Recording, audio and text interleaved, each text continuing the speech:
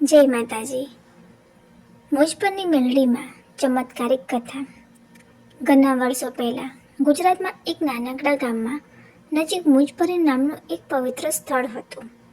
ચારે બાજુ હરિયાળી, નાના ટેકરા અને જંગલ, શાંત વાતાવરણ હતું અને પવિત્ર ભૂમિ પણ શક્તિ સ્વરૂપમાં મેલડીમાંનો વાસ હતો. લોકો તેમને શ્રદ્ધાપૂર્વક મુજપરીની મેલડીમાં તરીકે પૂજતા. મુજપરી ગામમાં લોકો ખૂબ જ શ્રદ્ધાળુ હતા. રોજ સવાર પડતા જે માતાના મંદિરે દીવો પ્રગટાવતો, ધૂપ દીપ કરતા અને માતાનું નામ સ્મરણ કરતા. ગામમાં કોઈ પણ કામ શરૂ કરતા પહેલા મેલડીમાંની આરતી કરવી એ પરંપરા બની ગઈ. એક વર્ષ એવું આવ્યું કે આકાશે મેઘરાજા રીસાઈ ગયા. વરસાદ વરસતો ન હતો. ખેતરો સુકાઈ ગયા, કૂવામાં પાણી ઘટી ગયું અને ગામમાં દુષ્કાળ જેવી પરિસ્થિતિ સર્જાઈ. લોકો ખૂબ ચિંતિત થઈ ગયા.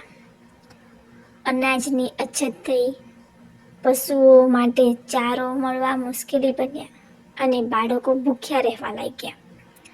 ગામમાં વડીલોએ નક્કી કર્યું કે બધા લોકો મળીને મુજપરીની મેલડીમાંની વિશેષ પૂજા કરીશે. આખું ગામ મંદિરે ભેગું થયું. સ્ત્રીઓએ ઉપવાસ રાખ્યા, પુરુષોએ રાતભર જાગરણ કર્યું. ભજન, કીર્તન અને મંત્ર ચારથી આખું ગામનું વાતાવરણ ગુંજી ઉઠ્યું. બધાએ સાચા દિલથી માતાને પ્રાર્થના કરી, હે માં, અમારા દુઃખ દૂર કર, અમારા ખેતરોને ફરી લીલાછમ કરી દે. રાત્રિના અંતિમ પહોરે અચાનક આકાશમાં કાળા વાદળ છવાઈ ગયા.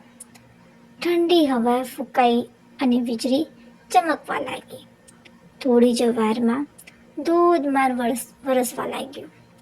આખું ગામ આનંદથી ઝૂમી ઉઠ્યું.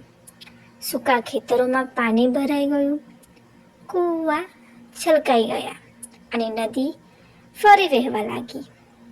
લોકો સમજી ગયા કે આ મુજપરીની મેલડીમાંનો મહા ચમત્કાર ગયો.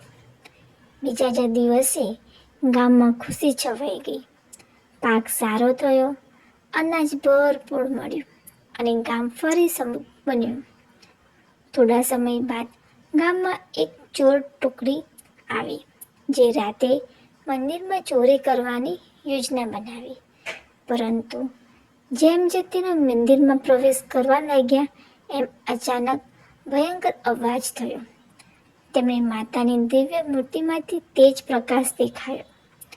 ભયથી કપતા ચોરોએ ત્યાં જ હાથ જોડીને માફી માંગી અને કદી ખોટું કામ ન કરવાનું વચન આપ્યું. આ ઘટના પછી લોકોને વિશ્વાસ વધુ મજબૂત થયો. દૂર દૂરથી લોકો મુજપરીની મેલડીમાંનું દર્શન કરવા આવવા લાગ્યા. પોતાને મન્નત માંગવા અને માતાની કૃપાથી તેમની સમસ્યાઓ દૂર થતી. આજે પણ એવું માનવામાં આવે છે કે સાચા દિલથી મંદિરમાંનું સ્મરણ કરવાથી દરેક દુઃખ દૂર થાય છે અને જીવનમાં સુખ, શાંતિ અને સમૃદ્ધિ આવે છે.